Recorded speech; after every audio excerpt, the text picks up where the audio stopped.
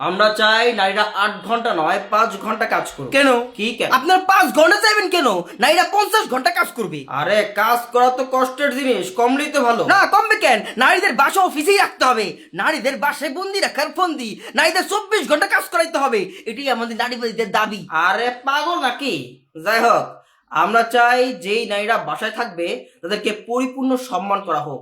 আমরা তাদেরকে পরিপূর্ণ সম্মান করব।